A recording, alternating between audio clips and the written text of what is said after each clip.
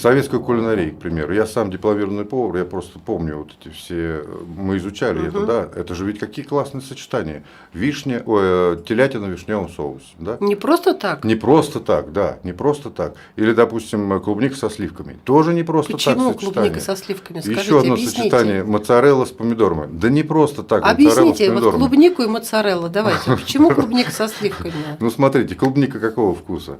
Кислого, сладкого, правильно? Да. После переваривания будет кислое. Сладкое нейтрализует, потому что кислого больше. Обычно, а из Испании нам везут недозревшую.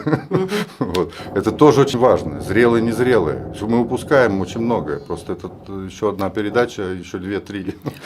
А сливки? А сливки сладкие, соответственно, прохладные. То есть вы холод с жаром гармонизируете, и у вас все четко переваривается. И сливки, и клубника. А моцарелла с помидорами? Моцарелла то же самое. Помидоры кислые, моцарелла сладкая. Моцарелла чуть-чуть, сладкая, да? Ну, она из молока сделана. Она чуть подсоленная, не спорю, но после переваривания она будет сладкая. Соответственно, в сочетании это будет работать и переваривать. Вот для тех, кто сладкоежки, переел сладкое, например, ну, пускай даже неважно, утром, днем, в обед, переел сладкое, и что вот прям на ночь лучше съесть или к вечеру? Кипяток.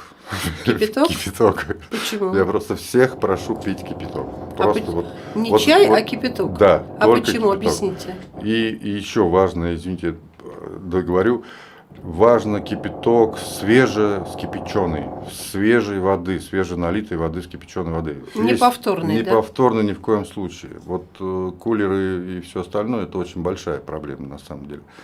Вот. Ну, это отдельный разговор. Да, так почему кипяток пить? Потому что это самое первое лекарство. Даже после сладкого? Обязательно после То есть сладкого. вот тортик, сладкий Да. чай, конфетки, а потом кипяток? Да, да, да.